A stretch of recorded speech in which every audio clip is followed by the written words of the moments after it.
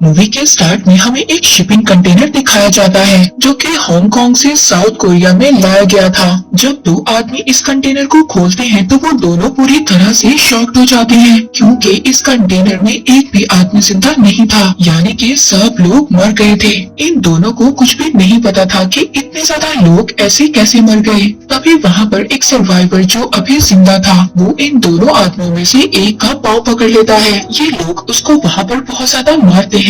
इन दोनों आदमियों में से एक आदमी कहता है कि इसको मार देते हैं, मगर उसका दूसरा साथी इस बात के लिए तैयार नहीं था। वो उस सर्वाइवर को अपने ट्रक में बिठा लेते हैं और उसकी मदद करने के लिए उसको शहर की तरफ ले जाते हैं। वो लोग जब शहर में आ जाते हैं तो उनमें से एक आदमी ट्रक को रोक कर कुछ चीजें लेने जाता है। तभी वो सर्वाइवर इस बात का मौका उठाता है और वो उस ट्रक से भाग जाता है। जब वो आदमी जिसका ट्रक था वो चीजें लेकर आता है तो वो उस सर्वाइवर को ढूंढता है, मगर वो उसको कहीं पर भी नहीं मिलता। वो उसको काफी ज्यादा ढूंढने की कोशिश करता है मगर वो सर्वाइवर उसको नहीं मिलता। तभी हम देखते हैं जो दूसरा आदमी यानी कि जो इसका भाई था उसकी तबीयत खराब होने लगी थी और वो अपने ट्रीटमेंट के लिए मेडिसिन लेने के लिए एक मेडिकल स्टोर में जाता है। उसको देखने से ऐसा लग रहा था कि उसको किसी वायरस ने जकड़ लिया है और वो वायरस आहिस्ता आहिस्ता लोगों में फैलता जा रहा है। इसके बाद हमें एक हादसे का सीन दिखाया जाता है। यहाँ पर हम देखते हैं कि एक गाड़ी जो खाई में गिर गई थी उसमें एक लेडी फंसी हुई थी। ये लेडी एक डॉक्टर थी और इस लेडी का नाम डॉक्टर किम था। अब डॉक्टर किम को बचाने के लिए एक फायर फाइटर आता है, इसका नाम होता है जीको। वो डॉक्टर किम को बचा लेता है और बचा कर बाहर ले आता है। तभी हम देखते हैं कि जीको को डॉक्टर किम पसंद आ गई थी। अब दूसरे दिन डॉक्टर किम दोबारा से जीको को उसी जगह पर बुलाती है जहाँ पर उसके साथ हादसा हुआ था और जीको को कहती है कि मेरा बैग नीचे रह गया है, जाओ जाकर लेकर आओ। अब जीको डॉक्टर किम की बात को कैसे टाल सकता था। वो वहाँ पर अपने एक और साथी को बुलाता है और उसकी मदद से नीचे जाता है। नीचे जाकर डॉक्टर किम का बैग ले आता है। अब जब उसका बैग लेकर वो आ जाता है तो उसके बैग में जो फोन था वो रिंग करने लगता है। ये कॉल डॉक्टर किम की बेटी की होती है। किम तो वहाँ पर नहीं थी, इसलिए जीको ये डिसाइड करता है कि वो किम का बैग उसकी बेटी को दे आएगा। अब यहाँ पर हमें ये बात भी पता चलती है कि किम की शादी हो चुकी है और उसकी एक बेटी भी है, मगर उसके हस्बैंड ने उसको काफी टाइम पहले छोड़ दिया था और वो अब अपनी सिर्फ बेटी के साथ रहा करती थी। उसकी बेटी का नाम मीरू था। जीको जब मीरू से मिलता है पहले तो वो उससे बात नहीं करती, मगर जब जीको उसको थोड़ा सा अच्छा लगता है तो वो अपनी मदर का बैग उससे ले लेती है। अब जीको अपनी कार में वापस जा रहा होता है। तभी हम देखते हैं कि जीको के पास जो बस जा रही थी उसमें एक आदमी बहुत जोर जोर से खांस रहा था। इसका मतलब ये है कि ये वायरस अब आहिस्ता आहिस्ता फैल रहा था। दूसरी तरफ जब किम की बेटी घर वापस आ जाती है तो वो अपनी मदर को उनका बैग देती है। वो देखकर बहुत ज्यादा खुश होती है और पूछती है कि ये तुम्हें कहाँ से मिला। तभी वो बताती है कि मुझे जीको नाम के एक अंकल ने ये बैग दिया है। किम इस बात को समझ गई थी कि ये वही फायर फाइटर है और वो दिल ही दिल में उसका शुक्रिया अदा करती है। अब किम और उसकी बेटी दोनों मिलकर एंजॉय कर रही होती हैं। तभी किम को हॉस्पिटल से कॉल आती है कि एक बहुत बड़ी इमरजेंसी है, एक अजीब सा केस है, जल्दी से हॉस्पिटल आ जाएं। अब किम अपना फर्ज निभाने के लिए हॉस्पिटल चली जाती है। वो रास्ते में अपनी मदर को भी कॉल करती है कि आप मीरू के पास चले जाएं, वो घर में अकेली है। जब वो हॉस्पिटल के सीन को देखती है तो हर तरफ भगदड़ मची हुई थी। तभी हम यहाँ पर वही पेशेंट देखते हैं। वो कोई और नहीं था बल्कि जो हमने वो मूवी के स्टार्ट में दो भाइयों को देखा उनमें से उसका एक भाई था जिस पर वायरस असर कर गया था और उसकी हालत बहुत ज्यादा खराब थी और उसकी बॉडी में बुरी तरह से रेड रैशेस पड़ चुके थे। उसके पास से एक फोन भी मिलता है। अब जब डॉक्टर उसके फोन को चेक करते हैं तो उसके मोबाइल में उनको कंटेनर की वीडियो मिलती है जिसमें बहुत ज्यादा लोग मरे हुए थे। अब किम बाहर आती है और उसके भाई से पूछती है कि ये कंटेनर तुम्हें कहाँ पर मिला और ये रिकॉर्डिंग तुमने कैसे की। वो वहाँ पर किम की बात का कोई भी जवाब नहीं देता और गुस्से में अपने भाई से मिलने जा रहा था। सभी लोग उसको रोक रहे थे। जब वो अपने भाई को जाकर देखता है तो वो पूरी तरह से शॉक्ड हो जाता है क्योंकि उसके भाई की डेथ हो गई थी। जब वो अपने भाई को टच करता है तो सभी डॉक्टर उसको रोकते हैं, मगर वो अपने भाई को ऐसे देखकर बिल्कुल टूट चुका था और वो वहाँ पर अपने उन्हीं हाथों से बाकी लोगों को भी टच करने लगता है, मगर सभी डॉक्टर्स इसको कंट्रोल कर लेते हैं। इसके बाद हम मीरू को देखते हैं जिसको वही सर्वाइवर मिलता है जो कंटेनर में बच गया था। मीरू उसको खाने के लिए खाना देती है। वो सर्वाइवर बार बार मीरू से यही बोल रहा था कि तुम मुझसे दूर रहो, लेकिन मीरू उस सर्वाइवर को बार बार अपना नाम बता रही थी और उसके पास जा रही थी। तभी वो सर्वाइवर वहाँ पर जोर जोर से खांसने लगता है। मीरू अब यहाँ पर परेशान हो गई थी। तभी वो अपने चीकू अंकल को कॉल करती है और उनको वहाँ पर बुलाती है। जब वो लोग वहाँ पर दोबारा पहुँचते हैं तो वो सर्वाइवर वहाँ से जा चुका था। हमें बहुत बुरा मंजर दिखाया जाता है जहाँ पर लोग जोर जोर से खांस रहे थे और सभी में एक एक कर ये स्ट्रेंज वायरस फैलने लगा था। अब डॉक्टर्स और पुलिस मिलकर उस कंटेनर को ढूंढ लेते हैं। जब वो उस कंटेनर को देखते हैं तो उसमें काफी ज्यादा लोगों की लाशें थी। वो वहाँ पर उस एरिया को सैनिटाइज करते हैं और उसके बाद उस कंटेनर को जला देते हैं ताकि ये वायरस यहीं पर खत्म हो जाए। मगर ये वायरस पूरे साउथ कोरिया में फैल चुका था। तभी हम देखते हैं कि मीरू अपने चीकू अंकल के साथ एक मॉल में थी। चीकू वहाँ पर मीरू से उसकी मदर का नंबर भी मांगता है ताकि वो उसको उसकी मदर के पास सेफली भेज सके। तभी हम देखते हैं कि मीरू को खाते हुए नींद आ जाती है और वो सो जाती है। चीकू उसको उठाकर बाहर ले आता है। तभी वो आकर देखता है कि मॉल में हर तरफ भगदड़ मची हुई थी। हर तरफ लोग खांस रहे थे, बेहोश हो रहे थे। तभी चीकू की नजर एक लेडी पर पड़ती है जो कि स्टेयर्स पर खड़ी थी और वहीं पर वो बेहोश हो जाती है। और तभी चीकू मीरू को छोड़कर उस लेडी को बचाने के लिए जाता है। और दूसरी तरफ डॉक्टर की टीम उस आदमी के फोन की रिकॉर्डिंग देख रही थी। तभी डॉक्टर्स को उस रिकॉर्डिंग में वही सर्वाइवर नजर आता है। वो डॉक्टर सभी को उस सर्वाइवर की पिक्चर दे देते हैं। वो डॉक्टर्स बताते हैं कि ये वायरस काफी ज्यादा जानलेवा है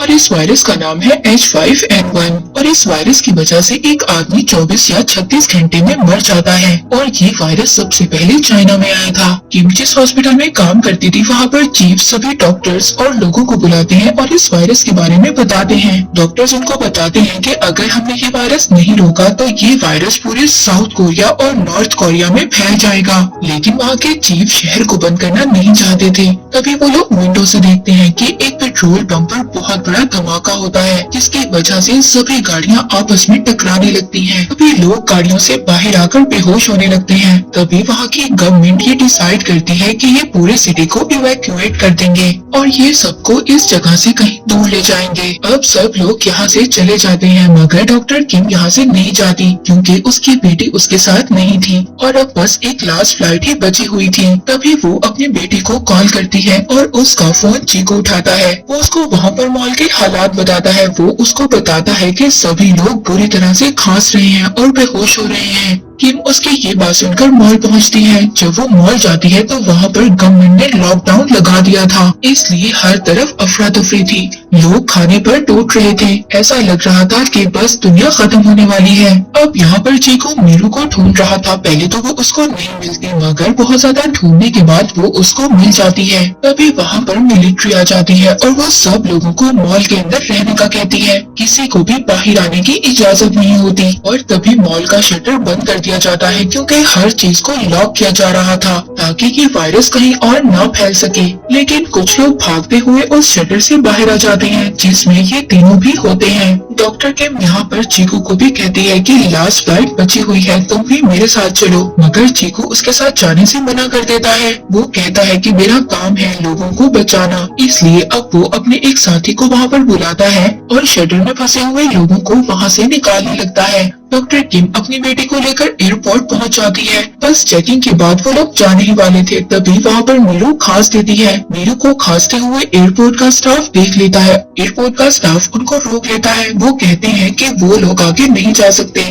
तभी डॉक्टर किम उनको समझाती है कि इसको एक नॉर्मल कोल्ड है, ये जल्दी रिकवर हो जाएगी और वो उन दोनों को एयरपोर्ट से बाहर निकाल देती हैं। यहाँ पर हमें पता चलता है कि ये वायरस H5N1 है। ये सबसे पहले एक बर्ड को हुआ था और अब ये वायरस इंसानों में भी आ गया था। पूरे सिटी में लॉकडाउन लगा दिया जाता है। जो जहाँ पर था उसको वहीं पर रोक दिया जाता है। अब वहाँ के प्रेसिडेंट मीडिया के जरिए सब लोगों से कांटेक्ट करते हैं कि हम शर्मिंदा हैं, हम इतने ज्यादा लोगों की जान नहीं बचा सके। मगर अब जितने भी लोग बच गए हैं, हम पूरी कोशिश करेंगे उन लोगों को बचाने की। अब इसके बाद वहाँ पर मेयर के साथ सब लोगों की मीटिंग होती है। वो इन सबको कहते हैं कि हमें एक बड़ा सा कैंप लगाकर सब लोगों को वहाँ पर रखना चाहिए। लेकिन वहाँ पर सीनियर डॉक्टर उनसे कहते हैं कि अगर हमने ऐसा किया तो जो लोग इन्फेक्टेड नहीं है वो भी इन्फेक्टेड हो जाएंगे, और जिन लोगों को वायरस नहीं है वो लोग भी मुसीबत में आ जाएंगे। और वो लोग कोई भी डॉक्टर की बात तो नहीं सुनता, सभी मेयर की बात को सुन लेते हैं, क्योंकि हमें पता है कि गवर्नमेंट के पास एक अलग ही पावर होती है। गवर्नमेंट पब्लिक में अनाउंस करती है कि साउथ कोरिया में एक वायरस फैल गया है और हमें सब लोगों को एक कैंप में रखना होगा। अब ये न्यूज आने के बाद हर जगह पर मिलिट्री फैल जाती है। अब सब लोगों को घरों से निकाला जा रहा था और उस कैंप में रखा जा रहा था। हम देखते हैं कि WHO के हेड और साउथ कोरिया के प्रेसिडेंट दोनों मीटिंग करते हैं। डॉक्टर प्रेसिडेंट को मीटिंग में बताते हैं कि हम जो कर रहे हैं वो बिल्कुल गलत है, ऐसे तो और लोगों को भी वायरस लग जाएगा। लेकिन वहाँ पर वाइस प्रेसिडेंट डॉक्टर की कोई भी बात मानने को तैयार नहीं थे। प्रेसिडेंट डॉक्टर से कहते हैं कि हमने तुम्हारा अप्रूवल नहीं मांगा, हमें सिर्फ इतना बताओ कि आगे इस वायरस को कैसे रोका जा सकता है। डॉक्टर्स प्रेसिडेंट को कहते हैं कि हमें एक PCR टेस्ट लेना होगा, जिनकी रिपोर्ट 48 घंटों में आएगी, और जो लोग ठीक होंगे उनको अलग कर दिया जाएगा और उन लोगों को 48 घंटे तक उसी कैंप में रखना होगा। इसी बीच डॉक्टर किम अपनी बेटी मीरू को देखती है, जो अब वो भी इन्फेक्टेड हो गई थी। लेकिन डॉक्टर किम किसी को भी नहीं बताती। तभी वहाँ पर चीकू को भी ये बात पता चल जाती है। वो डॉक्टर किम से कहता है कि तुम्हें अपनी बेटी को अलग कर देना चाहिए, अगर तुमने ऐसा नहीं किया तो बाकी लोग भी इन्फेक्टेड हो जाएंगे। लेकिन किम इसकी बात को नहीं मानती। वो कहती है कि मैं इसको लोगों से अलग रखूंगी, हमेशा मास्क पहना कर रखूंगी। फिर अगले दिन सुबह हम सिटी को देखते हैं, जहाँ पर हर चीज रुक गई थी। अब मिलिट्री वालों को भी वो सर्वाइवर मिल गया था और वो अब उसके लिए एक अलग कैंप बनाते हैं। और तभी गवर्नमेंट ये डिसाइड करती है कि उस कैंप में से जो गवर्नमेंट ने बनाया था वहाँ पर से कोई भी आदमी बाहर नहीं जाना चाहिए। अगर ऐसा हुआ तो बाकी कंट्रीज में भी ये वायरस फैल सकता है। मीरू की भी हालत बहुत ज्यादा उस वायरस की वजह से खराब हो रही थी। वो बार बार बेहोश हो रही थी और उसकी बॉडी पर भी रेड से रैशेस आ गए थे। डॉक्टर किम अपनी बेटी को बचाने की बहुत ज्यादा कोशिश करती है। वो बार बार गॉड से प्रेयर भी कर रही थी, मगर अभी तक इस वायरस की कोई भी वैक्सीन नहीं बनी थी। वहाँ पर उसी सर्वाइवर का भी डॉक्टर टेस्ट कर रहे थे। तभी डॉक्टर्स की टीम किम के पास आती है और उसको भी वो अपनी टीम में शामिल होने का कहती है, क्योंकि डॉक्टर किम एक स्पेशलिस्ट थी। अब सब डॉक्टर्स जब उस सर्वाइवर का टेस्ट करते हैं तो उनको पता चलता है कि वायरस होने के बावजूद उस सर्वाइवर को कुछ भी नहीं हुआ और वो बिल्कुल ठीक हो गया और वो इस वायरस से अब बिल्कुल रिकवर हो गया है। इसका मतलब ये था कि उस सर्वाइवर के ब्लड से वैक्सीन को बनाया जा सकता था।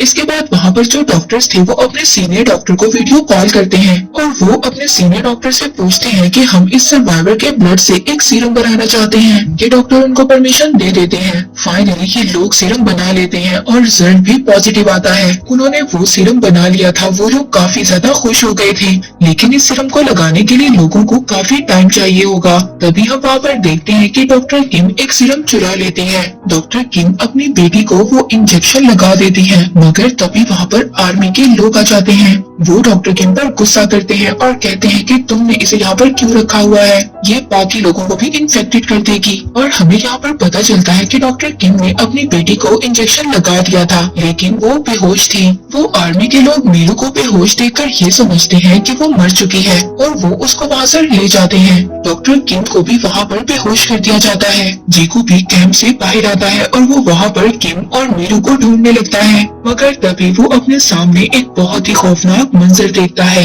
यहाँ पर जितने भी लोग मर गए थे सबको उठाकर एक गड्ढे में डाला जा रहा था, ताकि सब लोगों को जलाया जा सके जो मर चुके थे, ताकि इस वायरस वाली डेड बॉडीज को खत्म किया जा सके। तभी चीकू वहाँ पर भागता है और मीरू की डेड बॉडी को ढूंढने लगता है, लेकिन मीरू उसको वहाँ पर कहीं नहीं मिलती। वो जोर जोर से उसका नाम लेकर बुलाता है। तभी वहाँ पर उसको एक बॉडी नजर आती है जो कि मीरू की थी।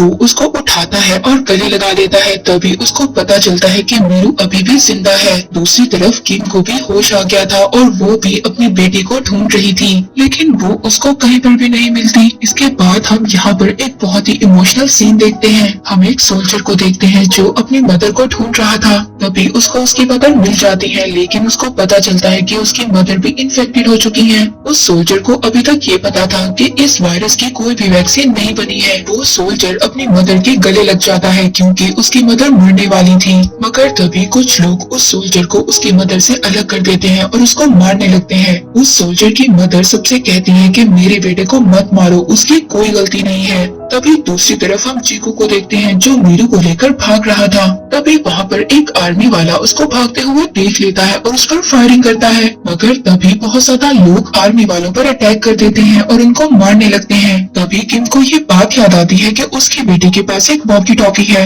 और वो अब उस वॉकी टॉकी से बार बार अपनी बेटी को मैसेज दे रही थी। तभी ये मैसेज चीकू रिसीव करता है और वो किम से कहता है कि उसकी बेटी उसके पास है और वो बिल्कुल ठीक है। हम लोग देखते हैं कि उस सर्वाइवर को एक वैन में बिठाकर कहीं और शिफ्ट किया जा रहा था। तभी उनकी वैन पर बहुत सारे लोग अटैक कर देते हैं। उस वैन में डॉक्टर किम भी साथ थी। वो उस सर्वाइवर को वैन से बाहर निकाल लेते हैं और उसको चाकू से मारने लगते हैं। उन लोगों को ये लग रहा था कि इस आदमी की वजह से उनके अपनों की जान गई है। तभी हम देखते हैं कि डॉक्टर उसको बचा लेते हैं और वहाँ से चले जाते हैं। तभी हम बाहर का सीन देखते हैं जहाँ पर लाखों की तादाद में लोग थे और सबके हाथों में अजीब किस्म के हथियार थे। और अब हमें पता चलता है कि वो सर्वाइवर भी मर गया था। वो अकेला था जिसके ब्लड से वैक्सीन बनाई जा सकती थी। तभी वहाँ पर हाईवे के दरमियान में जो लोग थे आर्मी वाले उन पर फायर कर रहे थे और उन लोगों को मार रहे थे। जब ये चीज प्रेसिडेंट देखते हैं तो बहुत ज्यादा गुस्सा होते हैं। वो वहाँ पर सबसे कहते हैं कि ये काम करने का ऑर्डर किसने दिया। तभी वाइस प्रेसिडेंट कहते हैं कि ये ऑर्डर मैंने दिया है, हमें लोगों की जान बचानी है। अगर हमने ऐसा नहीं किया तो पूरा कोरिया सिटी तबाह हो जाएगा। डॉक्टर किम प्रेसिडेंट से वीडियो कॉल करती है और उनको बताती है कि मेरी बेटी मीरू भी अब रिकवर हो गई है और उसके ब्लड से भी वैक्सीन बनाई जा सकती है। ये बात डॉक्टर किम के प्रेसिडेंट मान जाते हैं और उनकी बेटी को क्वारंटाइन से निकालने का ऑर्डर दे देते हैं। लेकिन वहाँ पर अमेरिकन प्रेसिडेंट और WHO के लोग प्रेसिडेंट के ऑर्डर को नहीं मानते। वो इनके ऑर्डर को कैंसिल कर देते हैं। वो कहते हैं कि अगर एक भी आदमी क्वारंटाइन से बाहर आया तो उन पर हम मिसाइल छोड़ देंगे, उनको मार देंगे। कोई भी प्रेसिडेंट की बात नहीं मान रहा था। तभी हम देखते हैं कि बहुत ज्यादा लोगों में मीरू आगे आ जाती है और उसकी मदर किम उसको देख लेती है। वो दोनों एक दूसरे से मिलने के लिए भागने लगती हैं। तभी आर्मी वाले उनको फायर करना स्टार्ट कर देते हैं और एक गोली आकर किम के बाजू पर लग जाती है। वहाँ पर चीकू भी आ जाता है। वो किम को पकड़ लेता है। तभी अपनी मदर के सामने मीरू आ जाती है। वो अपनी मदर के आगे आकर खड़ी हो जाती है और कहती है कि प्लीज मेरी मदर को गोली मत मारो और बार बार यही कह रही थी कि प्लीज मेरी मदर को गोली मत मारो। और ये काफी ज्यादा इमोशनल सीन था। तभी वहाँ पर जब सब लोग देखते हैं कि एक बच्ची जो सबको बचाने की कोशिश कर रही है, वो सब लोग उसके आगे आकर खड़े हो जाते हैं। अब जो प्रेसिडेंट ये सब बातें देख रहे थे तो वो सभी ऑर्डर्स को कैंसिल कर देते हैं क्योंकि अब आर्मी उनके कंट्रोल में थी, ना कि अमेरिका के कंट्रोल में। तभी वहाँ पर ये अनाउंस किया जाता है कि हम लोग जल्दी सीरम बना लेंगे, हम लोग आप लोगों को सभी फैसिलिटीज देंगे। ये सुनकर सभी लोग बहुत ज्यादा खुश हो जाते हैं। तभी हम देखते हैं कि मीरू को डॉक्टर्स एक एम्बुलेंस में ले जाते हैं ताकि उसके ब्लड से सीरम बनाया जा सके। जाते जाते चीकू मीरू को ये कहता है कि अगर तुम बीमार लोगों की हेल्प करोगी तो गॉड तुम्हारी हेल्प करेंगे। और फिर वो चली जाती है और फिर इसके बाद कुछ दिन बाद सब कुछ ठीक हो जाता है। लास्ट सीन में हम किम को देखते हैं जो अपनी बेटी के साथ चीकू के साथ वेकेशन पर जाती है। और इसी के साथ ये मूवी यहीं पर एंड हो जाती है।